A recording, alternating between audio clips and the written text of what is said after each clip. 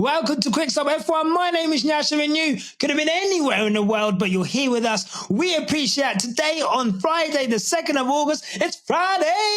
Oh gosh, I'm so excited to be here to bring you the latest F1 news because today we're going to talk one Sergio Perez. There is still continued discussion around just why Red Bull have kept Sergio Perez on, given his incredibly poor run of form, which culminated in 8th place at the Belgian Grand Prix at the weekend. But before we get into that, because I think I have 3 reasons why they are keeping Checo Perez at Red Bull, and a 4th, which I think is complete bullshit, but we'll get to that. But nevertheless, I want to thank all the new subscribers, 629 subscribers as of 5 o'clock on Friday afternoon, evening, however you want to call it. It's the afternoon somewhere in the world. Oh my God, it's the afternoon somewhere in the world. But thank you to all the new subscribers. If you're new to the channel, please give this video a like and a subscribe. We're on the road to 5,000. It's a long road. It's a treacherous road, but we're going to get there with your help. So thank you very much to all the new subscribers.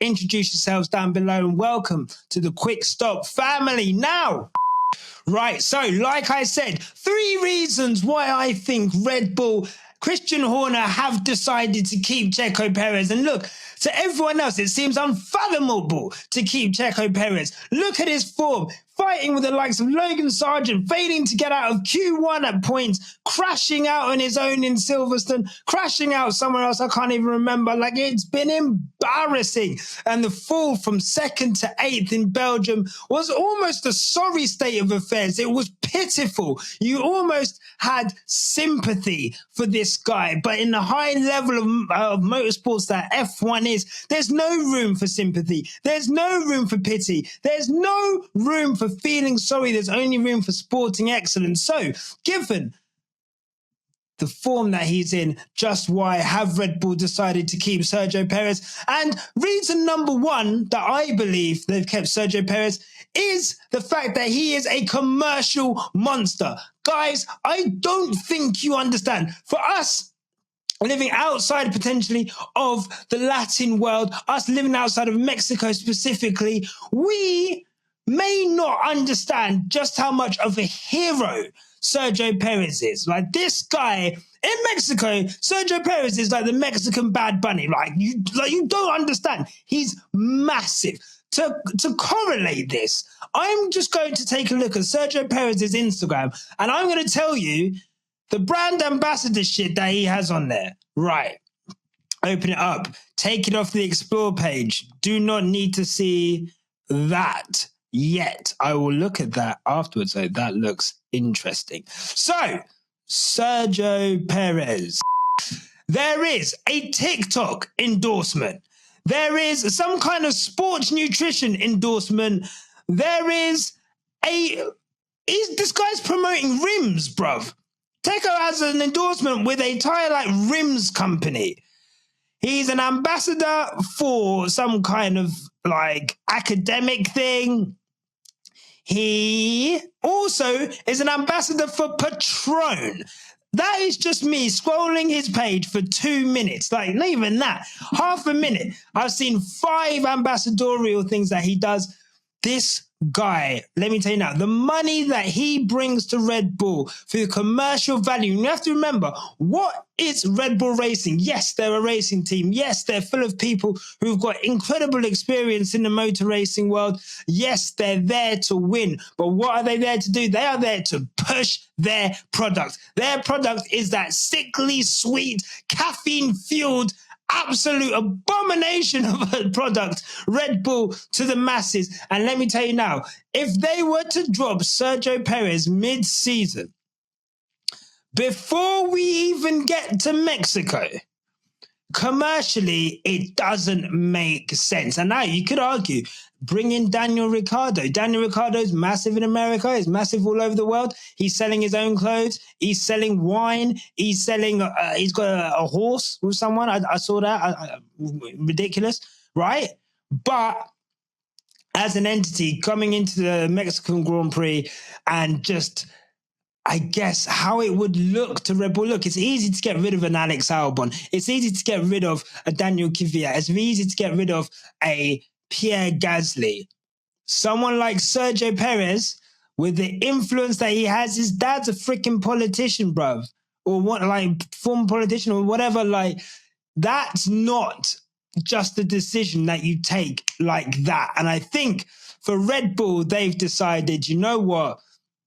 Let's ride it out. And I think it's very interesting the words that have been used to describe Sergio Perez, saying the words that have been used is he will be in the car at Zandvoort. No, he will be there for the rest of the season. No, this is our driver. He has a contract for 2 years and he will be here for 2 years. He will be there in Zandvoort. They're giving him on a race-by-base basis. I would not be surprised if this form continues and they get through to Mexico and he hasn't done it, and they just bring someone else in. They say, look, let's see what Daniel can do in the car. Let's see what Liam Lawson can do in the car. I'd love for them to say, let's see what Yuki Tsunoda can do in the car. That's probably not going to happen, but I wouldn't be surprised if we saw in a few months' time, what was it, October 27th, that the Mexican Grand Prix takes place. I would not be surprised in the slightest if we saw Checo Perez axed after that, if it doesn't improve, but one to keep an eye on for sure. Which brings us to the second reason that they've decided to keep Sergio Perez in that car. And the second reason is that car is comparative to the car last year and even comparative to the car that it was in the second half of 2022 is, pardon my French, a bag of shite. Comparatively speaking, okay? Yesterday, that car could run on water. It was Jesus Christ on water. Let me not blaspheme. Respectfully, that car could do no wrong. It was pretty much perfect. This season, they have gone backwards. And Pierre Wash, Red Bull, I think, chief, I can't remember his, and please educate me below, but obviously I think he's one underneath Adrian Newey in the design team.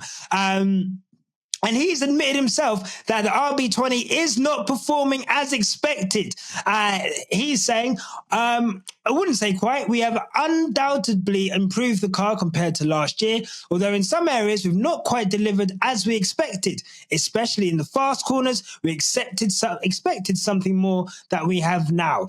Without looking at the competition, so purely based on our own tools, we expected more. I think some aspects can be linked to the correlation. We use a relatively old wind tunnel, and on top of that, we have less wind tunnel time because of our position in the championship. Also, it's because we're on the third year of regulations. Look, this all makes sense. Remember last year, Mercedes didn't have that correlation in the wind tunnel for the things that they were trying to do with the car. It took them like 2.5 years to really figure out what to do with this car.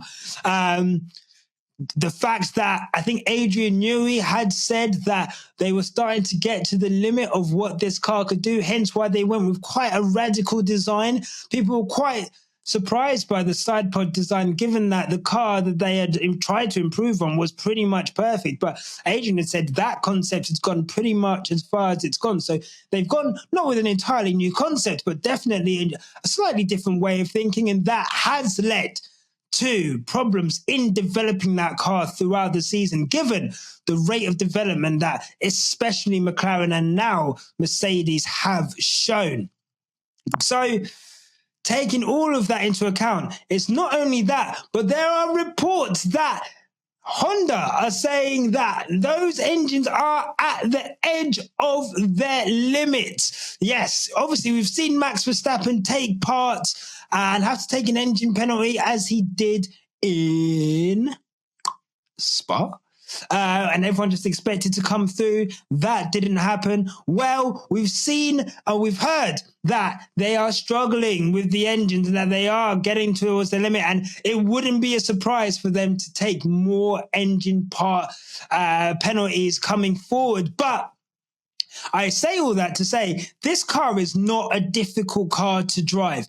Is there really any sense in taking someone who's struggling with the car, who's had that long to drive the car, and putting someone else in that car and having them struggle with the car anyway? Can you improve on the driver you have? And Red Bull have come out and said, Christian Horner's come out and said, they're going to do a root and branch review of things that they can do to support Checo Perez, including maybe changing the team around him, changing how they work with him, give him information. All of these things, they're looking to support Perez into form. And I think it should be commended almost. Look, Red Bull have only themselves to blame because they're the ones in the modern era who started this business of chucking people out midway. Obviously, we've seen what happened when they swapped Max Verstappen and Daniel Kvyat.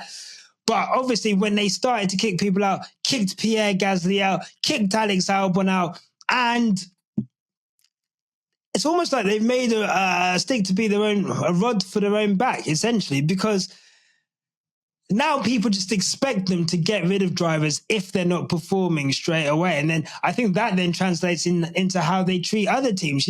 People are talking about Williams. Are you going to get rid of Logan Sargent? Are you going to do this? And actually, it's actually out of the normal set of principles that F1 teams would have to kick a driver out midway through the season. So I actually encourage it. I give him the opportunity to grow. And look, if Perez spends the next 4 months stinking it up and down the grid, everyone wins other than Red Bull, but everyone else wins. McLaren win a Constructors' Championship. It's easier for teams like Ferrari, McLaren, and other teams outside of that to get a podium, because that's one Red Bull who's struggling to get into the podium places anyway, but he's obviously one of the best drivers on the grid. He's going to be there or thereabouts. If the other one's nowhere, well, then that's fine. We're just going to be running 2-on-1 on Max, 2-on-1 on for the rest of the season. I'll take that. So what have they got to lose? If you put Liam Lawson in, Liam Lawson obviously has been reserve driver. I'm sure he's had sim practice, but he's not driven competitively for a while. You drop him in halfway through the season, expect him to perform. That's not going to work. You've also got, you could put Daniel Ricciardo in there.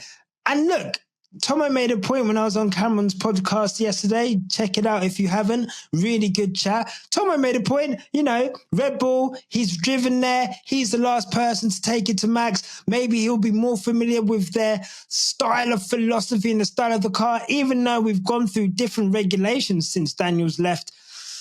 Maybe just the way Red Bull go about designing that car may be suitable for him. But I'm sorry to say, on sporting merit, if Checo Perez doesn't deserve to go into Red Bull, I'll tell you one now. Who doesn't? It's Daniel Ricciardo, because Yuki Tsunoda's dusting him up and down this grid right now. Lando Norris dusted him up and down the McLaren garage.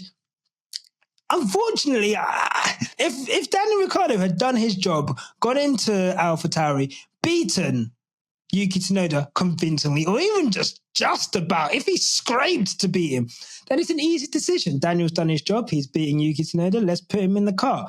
He hasn't done that. And as a result, you take Checo Perez out, you put Daniel Ricciardo in. That's not going to work. So I believe the car is difficult to drive, and that's why. And, who do you put in? The options to put someone else in aren't exactly there. My third reason is, this is a power play from Christian Horner. It's clear that Helmut Marko does not want Checo Perez in that seat. I think you look at the comments after Silverstone, there were two very contrasting interviews from Craig Slater as they're walking out, and we're waiting for George Russell's disqualification news to come out. And Craig Slater interviews both Helmut Marko and Christian Horner about Checo Perez. Christian Horner, he's asked, and he's very adamant, we're here to support our drivers, and that's what we're going to do. Helmut Marko, when Craig Slater asked him about Checo, well, it's very disappointing. He's gone from second to eighth. We didn't expect that. Yes, we'll be having a discussion on Monday, the next day, to decide what's going to happen. They did, and Christian Horner won. Whatever's happened since Dietrich Mateschitz has passed away, it has And despite everything that's happened with the controversy with Christian Horner and his, and the scandal that happened between Christian and his PA, his position within that team is solidified. He runs that team now, and he doesn't have to bow down to anyone. And in fact, we can look at Helmut Marko's recent track record of deciding to put Nick De Vries in the AlphaTauri after one race in Monza, and look how that turned out. Again, what did they have to do? Chuck him out mid-season to Ross. He doesn't have the influence and power that he used to have. And I think he wanted Ricciardo to go into that seat, into the Red Bull seat, so that they could get a young driver into the AlphaTauri, because that's what the AlphaTauri is supposed to be for. It's supposed to be for the younger drivers. Daniel Ricciardo is basically that meme of like, how do you do, fellow kids? Like, he's hanging out with the kids, Like, what are you doing there? Go home, granddad. Respectfully. But anyway, for now, it's status quo, and we'll see what happens. But it's a power play. Christian Horner's won. He's stuck his foot down, and that's how it's going to go. So it'll be interesting to see going forward if Checo Perez does keep that form, if Checo Perez is able to improve and to solidify his place going past the Mexican Grand Prix and going into next season. I mean, I would be really surprised. I think Checo's going to have to do a fair amount to keep his seat beyond this season. But he's had escapes before from these types of situations. And if the support that Christian says he's going to put in place for him happens, then let's see. But I'm not going to lie to you, this guy is driving bummy. Oh my God. This guy is driving like, you know what? Yeah, Checo Perez's driving reminds me of like, you know them silent movies? Like, do you know what I mean? Like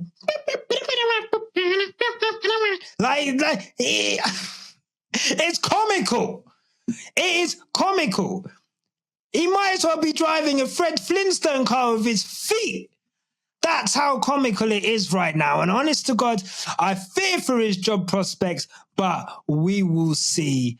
We will see in the future. The fourth reason, I've just remembered, the fourth reason was that according to German press, I think it's F1 Insider, which was then picked up by Italian press, was that Sergio Perez, that Liberty Media interfered with Red Bull's decision. They asked Red Bull to keep Sergio Perez on because if they didn't, then they would have an issue selling tickets for the Mexican Grand Prix. Now, do I believe this? Look, do I think that Liberty Media, the FIA, do I think that they're shady enough to do things and try to influence things outside of their jurisdiction? Of course I do. These are the most corrupt bastards in the sport. However, do I also think that they could be in bed with Red Bull? Of course. Friggin', like, guys, those two are cozy as fuck. However, despite all of that, I don't believe these stories. There wasn't really any sources claimed. And also the Mexican Grand Prix has been sold out for months. And I don't think a refund reason for wanting to give your ticket back is Checo not being there anymore. That's, you're just going to have to sell it on the black market, my friend. Do you know what I mean? Gonna go on Ticketmaster, via GoGo. Do you know what I mean? Them things there. Because, Liberty Media, I'm going to give you your money back, but I'm sorry. So I think that rumor I think that's just a wild rumor that's been made up, and typical F1 silly season, summer break stories just to fill the pages in the sports media. But look, that's what I think. Those are my reasons. Let me know what you guys think in the comments below. I'd love to know what you think. Those are my thoughts on Sergio Perez. We'll be back tomorrow with more F1 news and thoughts. But until then, make sure you subscribe and like the video. But until then, whatever life throws at you, keep it on the black stuff. Until next time. Look, mate, if you've got this far, clearly you like what we do. So here's a link to subscribe to the Quickstop F1 family. Give that a click. And here's another link to some more cool on our channel. Sorry, cool stuff. And remember, no matter what happens, Keep it on the black stuff. Click the stuff. Click the links. Click the link. The links. Click the links. There. They're there.